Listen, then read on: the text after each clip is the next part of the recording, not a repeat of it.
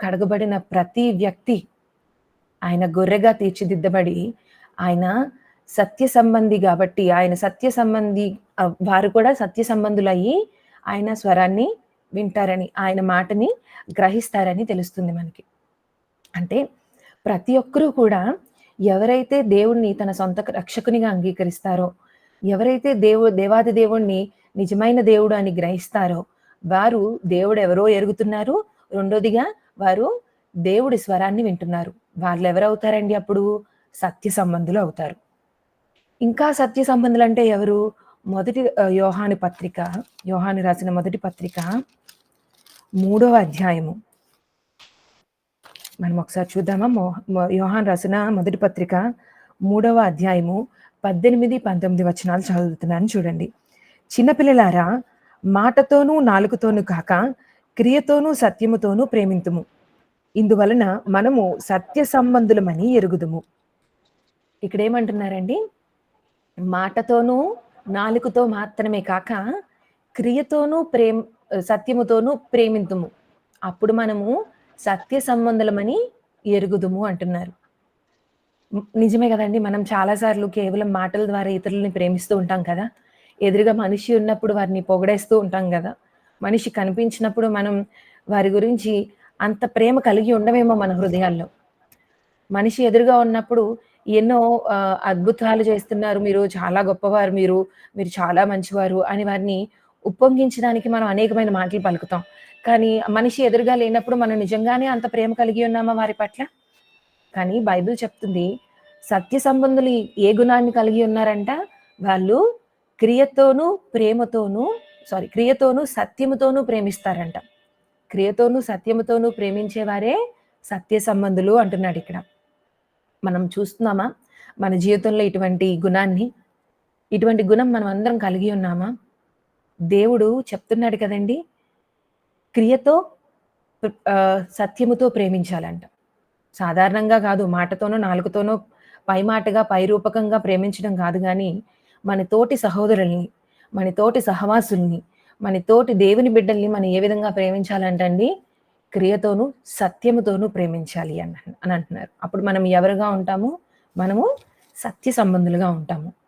అదే యోహాను రాసిన మొదటి పత్రిక 4వ అధ్యాయము 6వ వచనం ఒకసారి చూసినట్లయితే, మనము దేవుని సంబంధులము, దేవుని ఎరిగినవాడు మన మాట వినును, దేవుని సంబంధి కానివాడు మన మాట వినడు.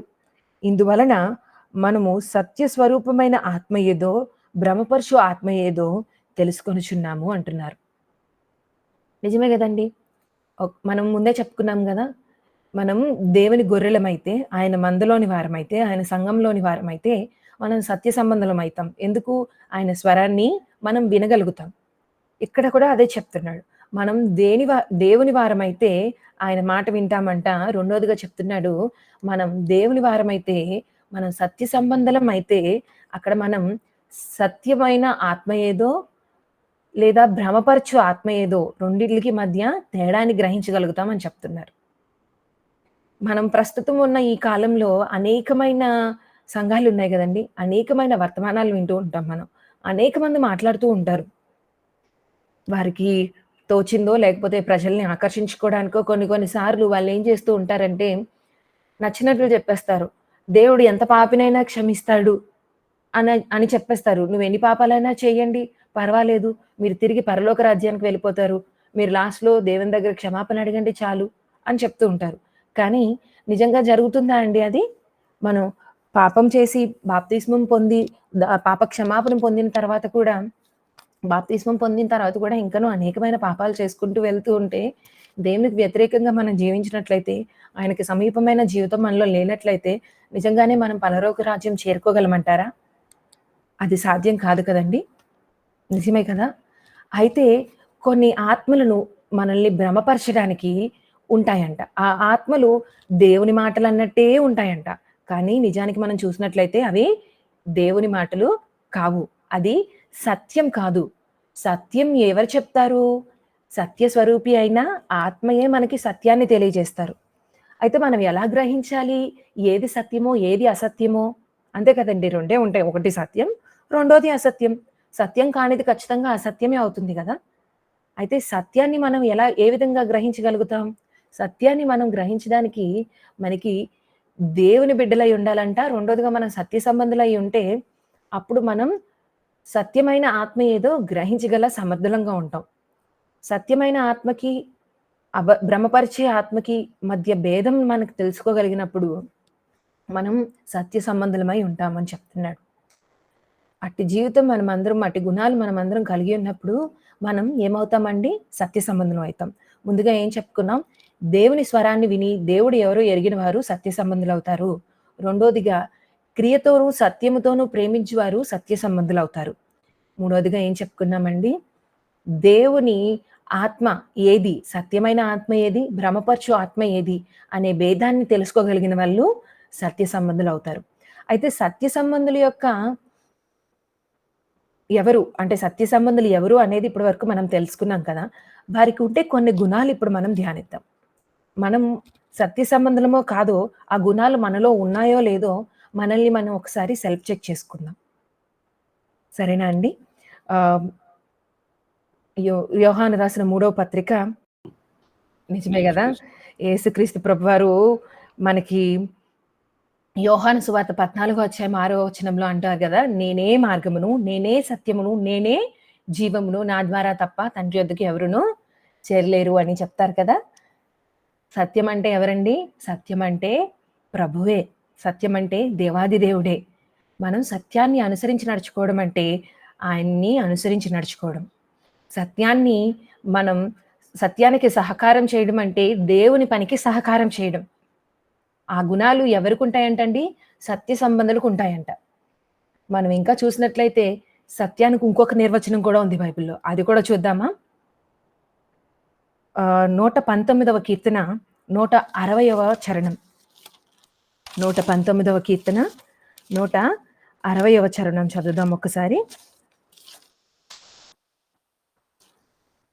నేను చదువుతున్నాను చూడండి. నీ వాక్య సారాంశము సత్యము. దేవుని యొక్క వాక్య సారాంశమే సత్యం అంటండి. దేవుడే సత్యం మొదటిగా. దేవుని యొక్క వాక్య సారాంశమే సత్యం. మనము ఆయన వాక్య సారం అనుసరించి మనం నడుచుకున్నట్లయితే, మనం సత్యాన్ని అనుసరించి నడుచుకున్నట్లే. ఆయన వాక్య సారాన్ని అనుసరించి మనం ఇతరులకి సహాయం చేసినట్లయితే, మనం దేవుని పనిలో సహాయకులుగా ఉన్నట్లే. అదే మనం అంటున్నాం కదా! సత్యానికి సహాయకులై ఉన్నట్లు అని. మనం ముందు నుండి చెప్పుకుంటూ వస్తున్నాం కదా! సత్యానికి సహాయకులుగా ఉంటామంట. సత్యాన్ని అనుసరించి నడుచుకుంటామంట. అవి 2 మన గుణాలైతాయి. ఎప్పుడు? మనం సత్య సంబంధులమైనప్పుడు. మనం సత్య సంబంధులం ఎప్పుడవుతాం? మనం దేవుని వారమైతే అవుతాం. ఎందుకంటే దేవాది దేవుడు తానే సత్యమై ఉన్నాడు గాబట్టి, ఆయన్ని మనం ఎరిగి ఉంటే, ఆయన స్వరాన్ని మనం వినగలిగితే, మనం సత్య సంబంధులమవుతాము.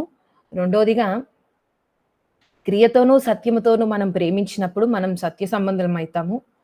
మూడోదిగా మనము భ్రమపరచు ఆత్మ ఏదో, సత్యమైన ఆత్మ ఏదో తేడా తెలుసుకోగలిగినప్పుడు మనం సత్య సంబంధులమవుతాము. దేవుడు మనం సత్య సంబంధులమైనప్పుడు మనకొక బాధ్యత పెట్టాడండి. మనకి సత్య సంబంధులంటే ఎవరో తెలిసింది. సత్యం అంటే ఏమో తెలిసింది. సత్య సంబంధులకి కలిగిన గుణాలు మనం ఒక 2 చెప్పుకున్నాం గదండీ! అయితే దేవుడు మనకొక బాధ్యతను పెట్టాడు. ఆ బాధ్యతని మనం చేస్తున్నామా లేదా? ఆయన సిలువలో మరణించిందే మన కోసం, మన పాపాల కోసం కదండీ! మన కోసం మనల్ని రక్షించి, మనల్ని జీవంలోనికి నడిపించాలని ఆయన సిలువలో మరణించాడు. ఆయన ఈ లోకంలోనికి వచ్చిన కారణం అది కూడా గదండీ! సత్యమును గూర్చి సాక్ష్యం ఇవ్వడానికి వచ్చానని పిలాతుతో చెప్తున్నాడు కదా దేవుడు. నేను ఈ లోకంలో పుట్టిందే సత్యాన్ని గూర్చి సాక్ష్యం ఇవ్వడానికి అంటున్నాడు. సత్యం అంటే ఎవరు? ఆయనే. ఆయన తానే తన గురించి సాక్ష్యం ఇచ్చుకోవడానికి ఈ లోకంలోనికి వచ్చారంట. కదండీ!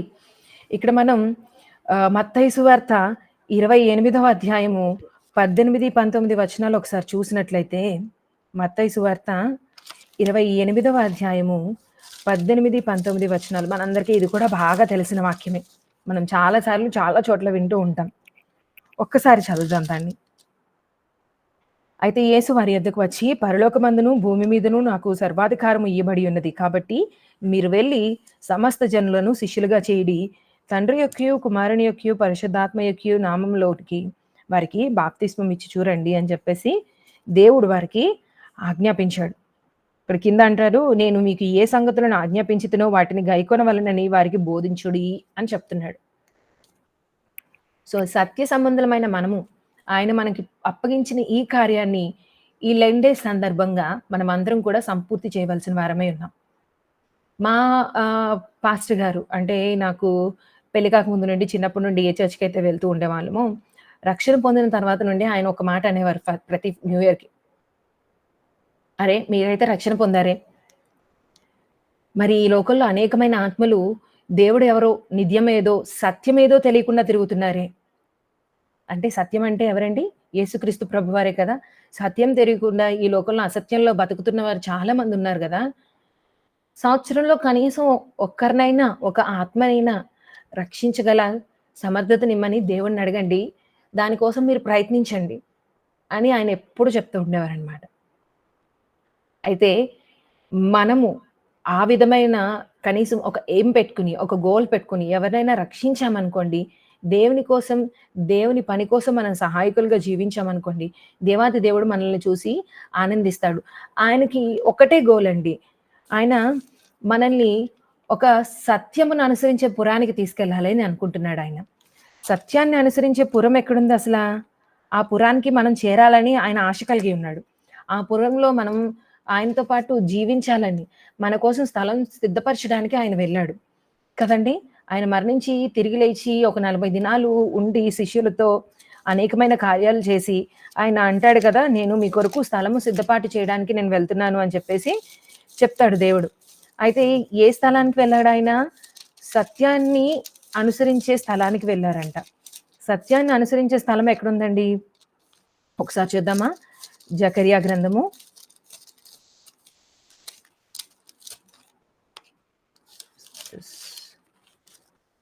8వ అధ్యాయము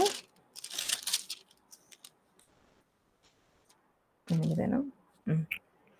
జకర్యా గ్రంథము 8వ అధ్యాయము నేను ఒకసారి ఆహ్, 3వ వచనం చదువుతున్నాను చూడండి. యెహోవా సెలవిచ్చినదేమనగా, నేను సీయోను నొద్దకు మరల వచ్చి యెరూషలేములో నివాసము చేతును. సత్యమును అనుసరించు పురమనియు, సైన్యములకు అధిపతియగు యెహోవా పర్వతము పరిశుద్ధ పర్వతమనియు పేర్లు పెట్టబడును అని చెప్తున్నారు. ఇక్కడ ఏ ఏ పురంలోనికి మళ్ళీ తిరిగి వస్తానంటున్నారండి దేవుడు? సత్యమును అనుసరించే పురానికి వస్తాను అంటున్నాడు. అంటే అక్కడ ఏముంది? సత్యాన్ని అనుసరించే పురం అని దేనికి పేరు పెట్టారండి? సియోనికి పేరు పెట్టారంట. దేనికి? సియోనికి. అంటే యెరూషలేముకి, పరమ యెరూషలేముకి, పరమ సియోనికి ఏమని పేరు పెట్టాడు దేవుడు? సత్యాన్ని అనుసరించే పురం అని పేరు పెట్టాడాయన. ఆయన సత్యవంతుడు. ఆయనే సత్యం. ఆయన వాక్య సారం సత్యం. ఆ వాక్య సారాన్ని మనం అనేక మందికి పంచాలని ఆయన మనకు ఆజ్ఞ ఇచ్చాడు. అయితే ఆ ఆజ్ఞను మనం పాటిస్తూ, మనం దేనికోసం ఎదురు చూడాలండి? నిరీక్షణ కలిగి ఉండాలి. సత్యపురంలోనికి మనం కూడా ప్రవేశించాలని నిరీక్షణ కలిగి మనం జీవిస్తూ ఉన్నట్లయితే, మనం సత్య సంబంధులుగా జీవించినట్లయితే, మనము ఖచ్చితంగా ఆ సత్యపురంలోనికి ఆయన ఆశించినట్లు చేరుకోగలుగుతాం. మనము చేరడం మాత్రమే కాక, ఆయన మనకేం చెప్తున్నాడండి? అనేక మందికి సువార్తను ప్రకటించి, వారు కూడా సత్యాన్ని గ్రహించేలాగా, సత్యాన్ని వారికి కూడా పరిచయం చేసి, నిజదేవుడు ఎవరు? నిజదేవుడు ఏం చెప్తున్నాడు? ఆయన ఎందుకొచ్చాడు ఈ లోకంలోనికి? ఆయన ఎందుకు మరణించాడనే సత్యాన్ని ప్రతి ఒక్కరికి మనం తెలియజేసినట్లయితే, దేవాది దేవుడు మన కోసం సిద్ధపరిచిన స్థలంలోనికి మనం కూడా ఎంతో సంతోషంతో, ఎంతో ధైర్యంతో అడుగు పెట్టగలుగుతాం. ఒకవేళ మనం సత్య సువార్తను అనేక మందికి ప్రకటించలేదనుకోండి, మనం బానే జీవించాం. మన మట్టుకు మనం సంతోషంగానే ఉన్నాం. మన మట్టుకు మనం నీతిగానే ఉన్నాం. లేదా సత్యాన్ని అనుసరించి నడుచుకున్నాం.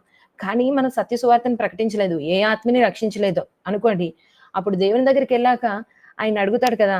"నా కోసం ఒక్క ఆత్మనైనా రక్షించావా నా ప్రియ బిడ్డ" అని. అప్పుడు మన దగ్గర సమాధానం ఉంటదంటారండి? ఆయన మనకొక బాధ్యతను అప్పగించారు. ఆ బాధ్యతను మనం ఎంతో శ్రద్ధతో నిర్వర్తించాలి.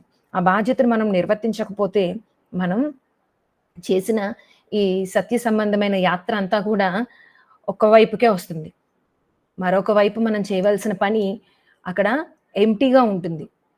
సో, ఆ ఎంప్టీనెస్‌ని మనం ఉంచకుండా, మనకి చేతనైనంత వరకు మనం సత్య సంబంధులమై, సత్యాన్ని అనుసరిస్తూ నడుచుకుని, సత్యానికి సహాయకులుగా ఉంటూ, అంటే ఇతరులకి సహాయం చేస్తూ, ఆ గుణాలు మనం కలిగి ఉండి, అనేక మందికి సత్యాన్ని ప్రచురం చేద్దాం. అనేక మందికి సత్యాన్ని ఏదో పరిచయం చేద్దాం. రుచి చూచి యెహోవా గూర్చి తెలుసుకోండి అని చెప్తున్నాడు కదండీ బైబిల్‌లో.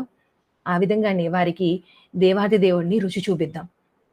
మన కార్యం మనం చేసినట్లయితే, మన ప్రయత్నం మనం చేసినట్లయితే, వారి హృదయాల్లో కార్యం చేయగల సమర్థుడు దేవుడే కాబట్టి, ఆయనే వారితో మాట్లాడతాడు.